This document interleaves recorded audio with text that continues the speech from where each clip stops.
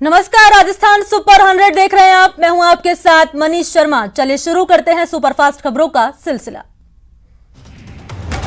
Corona जागरूकता पर आज मेगा लाइव वर्चुअल संवाद होगा। सीएम अशोक गहलोत की अगुवाई में होने जा रहे सबसे बड़े लाइव संवाद में सभी मंत्री, कलेक्टर, एसपी, विधायक, स्थानीय जनप्रतिनिधि समेत जिलों के अफसर से लेकर ग्राम पंचायत स्तर तक के लोग जुड़ेंगे।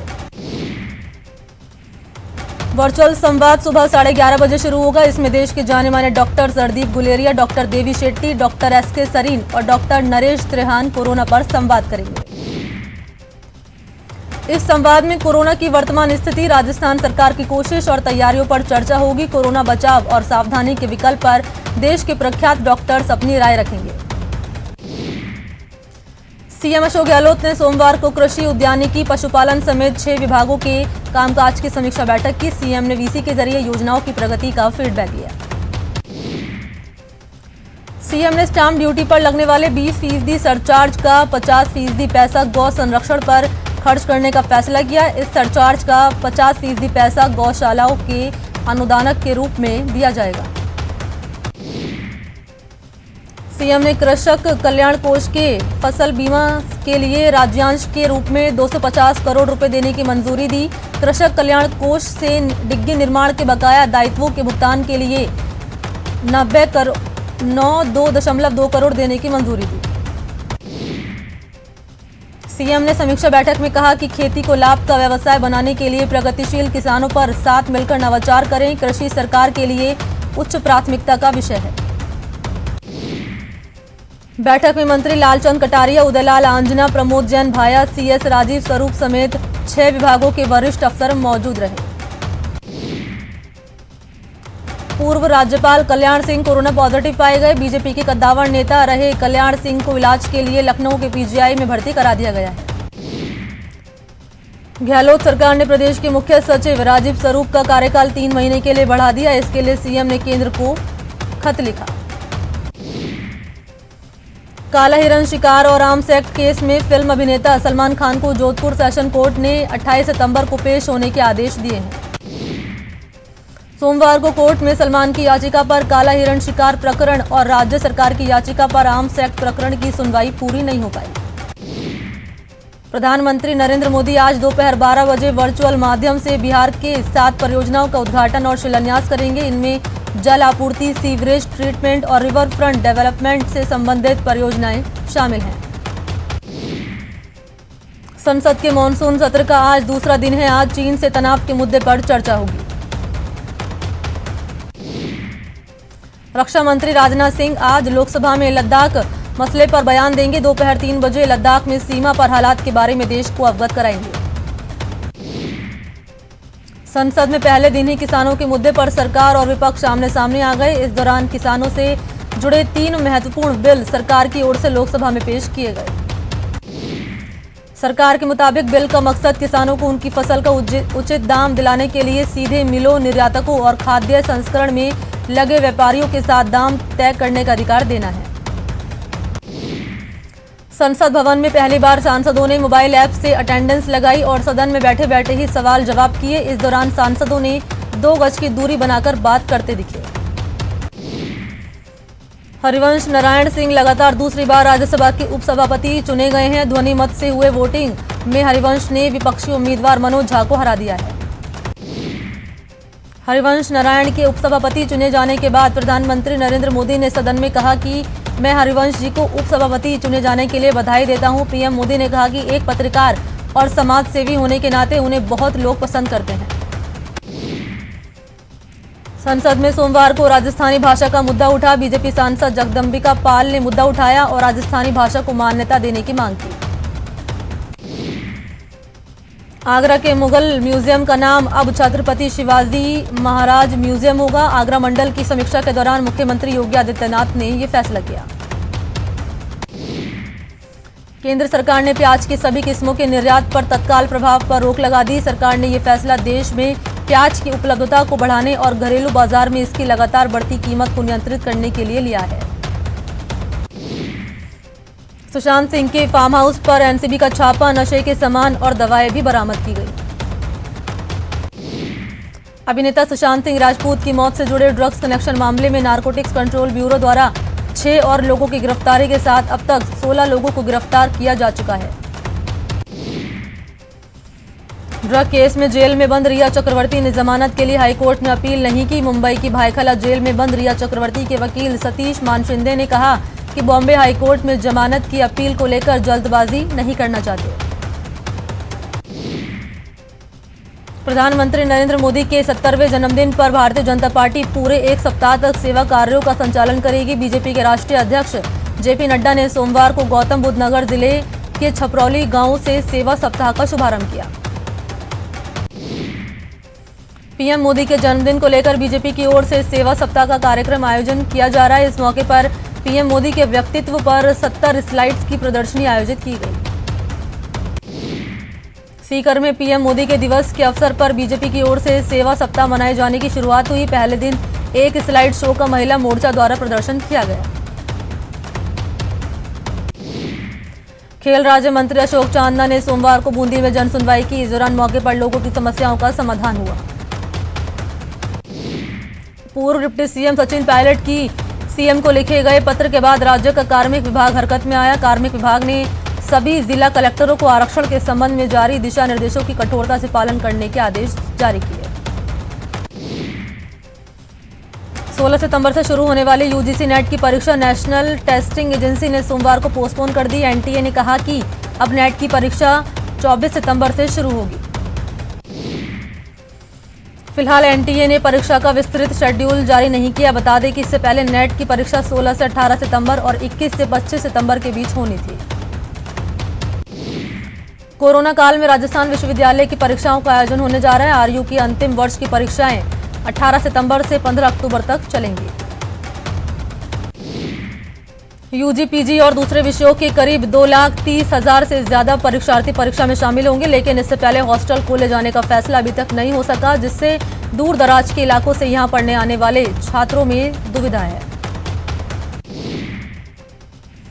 राजस्थान लोक सेवा आयोग ने 20 से 27 सितंबर तक आयोजित होने वाली सहायक वन संरक्षक और फॉरेस्ट रेंज ऑफिसर ग्रेड 1 परीक्षा अगली तारीख तक के लिए स्थगित कर दी है। बहुचर्चित भवरी देवी मामले में सोमवार को आरोपी पूर्व मंत्री महिपाल मदेरणा की SC/ST कोर्ट में सुनवाई हुई। सुनवाई के दौरान आरोपी महिपाल मदेरणा के मुलजिम बयान दर्ज किए गए। बता दें कि महिपाल मदेरणा को 4थी स्टेज का कैंसर सामने आया है। स्कूल लेक्चरर भर्ती परीक्षा 2018 से जुड़े कृषि विषय के अभ्यर्थियों ने राजस्थान लोक सेवा आयोग कार्यालय पहुंचकर काउंसलिंग के लिए आरक्षित सूची जारी करने की मांग की। 12 के राजकीय महाविद्यालयों में सहरिया जनजाति के छात्र छात्राओं को सामान्य वर्ग की सीटों पर दाखिला देने के चलते सामान्य वर्ग के छात्र छात्राओं को कॉलेज में दाखिला नहीं मिला, जिसके चलते एबीवीपी के छात्रों ने भूख हड़ताल शुरू कर दी। देश में कोरोना की रफ्तार बेकाबू होती जा रही है। पिछले 24 घंटे में देश भर में करीब 93,000 नए केस सामने आए। इसके साथ ही मरीज का आंकड़ा 48,40,000 के करीब पहुंच चुका है। कोरोना से पिछले 24 घंटे में 1,136 लोगों की मौत हुई। इस तरह बीमारी से अब तक 79,722 लोगों की जान जा चुकी है। मरुधरा में कोरोना का आंकड़ा तेजी से बढ़ रहा है। 24 घंटे में 1,730 नए केस सामने आए, जिसके बाद कुल आंकड़ा 1,04,138 पर पहुंच गया। मरुधरा में पिछले 24 घंटे में कोरोना से 14 की मौत हुई, जिसके बाद प्रदेश में कोरोना से मरने वालों का आंकड़ा 1,250 तक जा पहुंचा। इलाज के बाद प्रदेश में अब तक 84,638 लोग डिस्चार्ज हो चुके हैं। फिलहाल प्रदेश में 16,726 केस एक्टिव हैं। टोंक सवाई माधोपुर से सांसद सुखबीर सिंह जौनपुरिया कोरोना वायरस से संक्रमित पाए गए। हाल ही में उनका वीडियो आया था, जिसमें वो शंख बजाकर कोरोना का इलाज बता रहे थे।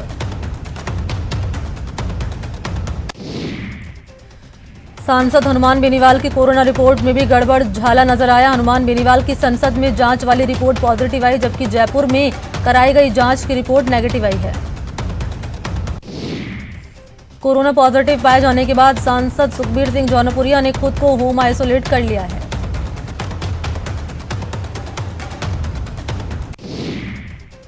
राजधानी जयपुर में कोरोना जांच में बड़ा गड़बड़ झाला सामने आया। महिला आयोग की पूर्व अध्यक्ष सुमन शर्मा की रिपोर्ट बगैर जांच कराए ही पॉजिटिव आई है।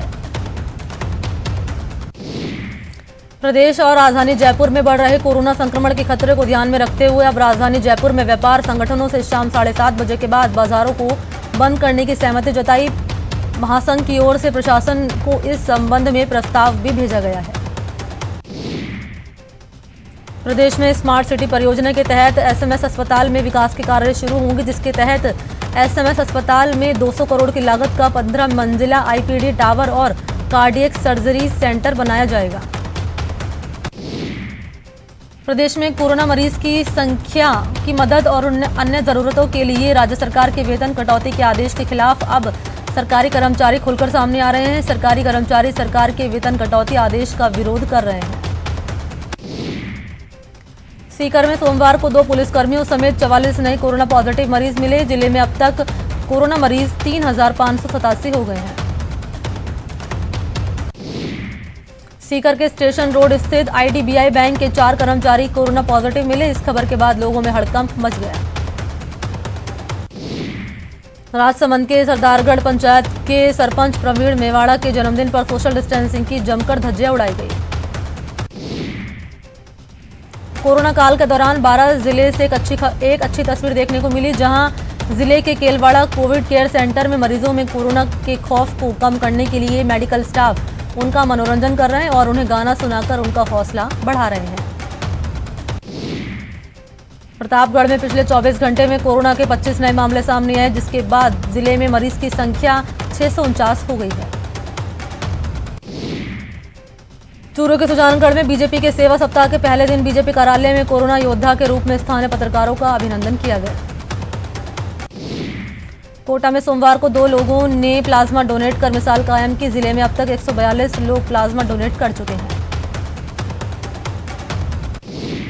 मेडिकल कॉलेज कोटा के प्राचार्य डॉक्टर सरदाना मात्र 8 दिन में ही कोरोना को मात देकर घर लौट आए हैं। अस्पताल से डिस्चार्ज होने पर प्राचार्य का फूल बरसाकर स्वागत किया गया। क्रिकेटर सुरेश रैना के रिश्तेदार के साथ मर्डर और लूट मामले में पंजाब पुलिस ने झुंझुनू से 2 संदिग्धों को गिरफ्तार किया। साथ ही तलाशी अभियान भी जारी है। डूंगरपुर की बिछीवाड़ा पुलिस ने 25 लाख की अवैध शराब जब्त की। पुलिस ने नाकेबंदी कर शराब लदे ट्रक को पकड़ा और 231 कार्टन शराब जब्त की। भरतपुर के खोह में पुलिस ने 4 गौवंशों को मुक्त कराने में सफलता हासिल की। हालांकि गौ तस्कर पुलिस टीम पर फायरिंग करते हुए फरार हो गए। गौवंशों को जरखौड़ गौशाला को सुपुर्द कर दिया गया है। भरतपुर में खनिज विभाग ने अवैध खनन के खिलाफ बड़ी कार्रवाई को अंजाम दिया। विभाग ने करीब 6 वाहन जब्त किए। माफिया से जुड़े बदमाशों ने पुलिस पर पथराव और फायरिंग भी की। जयपुर पुलिस ने क्रिकेट पर सट्टा लगाने वाले नेटवर्क का खुलासा किया। इस दौरान 9 आरोपियों को गिरफ्तार कर 37.5 लाख रुपए की राशि समेत अन्य चीजें बरामद की। अलवर में एक विवाहिता ने फांसी लगाकर जान दी। मृतका के पिता ने ससुराल वालों पर हत्या करने का मामला दर्ज कराया। झुंझुनू की उदयपुर वाटी में आपसी विवाद को लेकर 2 पक्षों में मारपीट हो गई। हादसे में 12 से ज्यादा लोग घायल हो गए हैं। बाड़मेर के बीजराड़ थाना क्षेत्र में एक युवती ने पानी के टांके में छलांग लगाकर आत्महत्या कर ली। पुलिस ने शव का पोस्टमार्टम कराकर परिजनों को सुपुर्द कर दिया।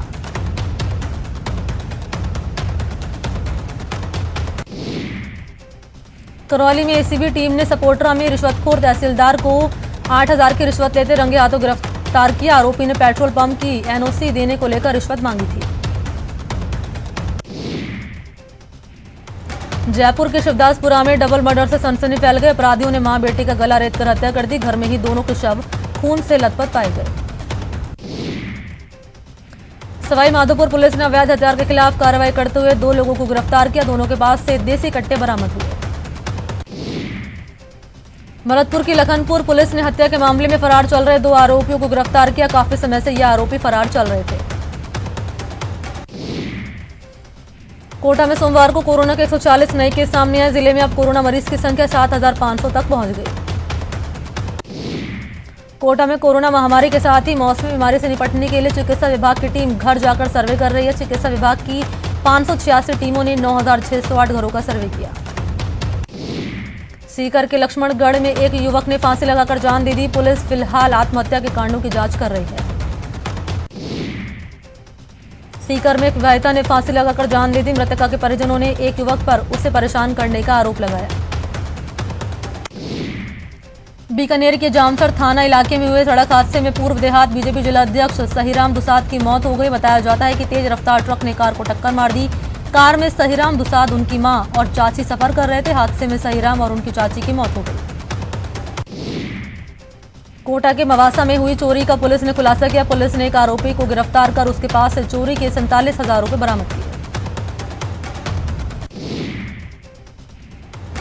बूंदी में बीजेपी विधायक अशोक डोगरा के खिलाफ भीम आर्मी सेना से कलेक्ट्रेट पर प्रदर्शन किया। डोगरा के एक वीडियो वायरल मामले पर कार्रवाई को लेकर यह प्रदर्शन हुआ।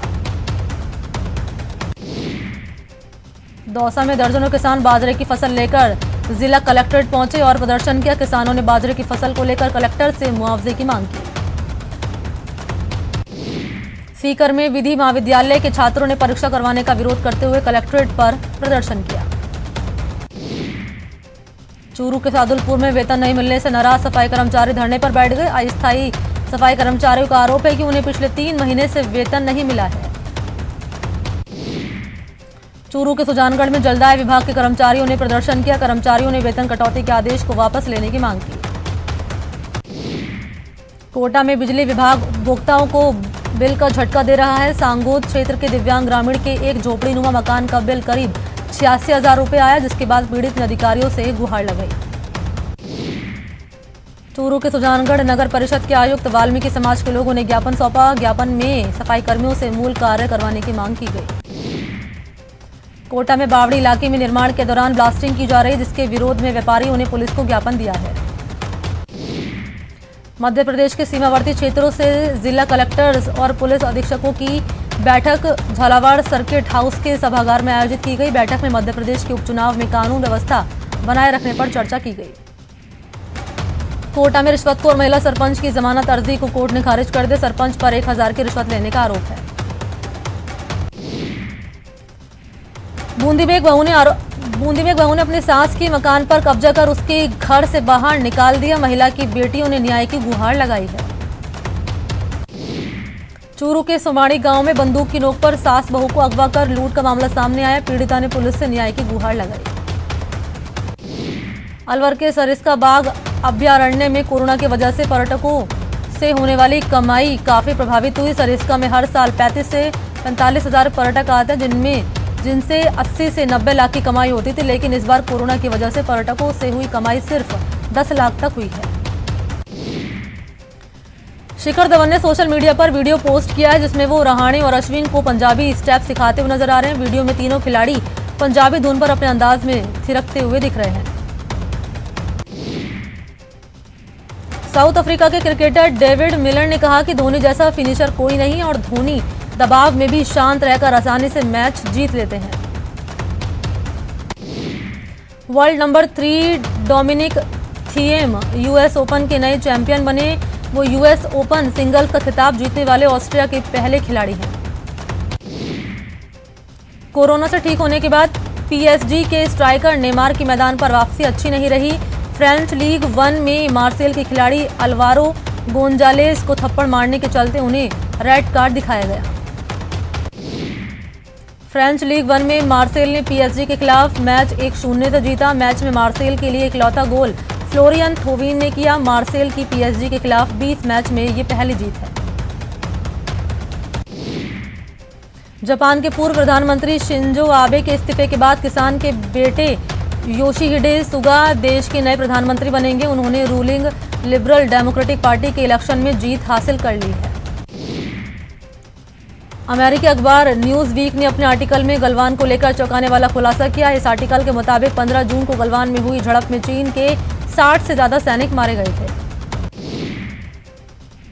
अमेरिका में राष्ट्रपति चुनाव से पहले भारतवंशियों को लुभाने की कोशिश तेज हो गई, जिसमें डेमोक्रेटिक उपराष्ट्रपति पद की उम्मीदवार कमला हैरिस ने अपने भारतवंशी ग्रैंड पेरेंट्स की तारीफ की है।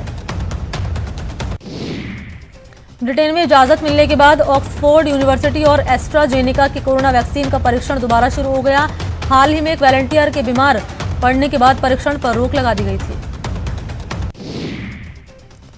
उत्तर कोरिया के तानाशाह किम जोंग उन ने एक बार फिर बर्बरता दिखाई। उसने देश की अर्थव्यवस्था पर सवाल उठाने वाले अपने 5 अफसरों को मौत की सजा दे दी है।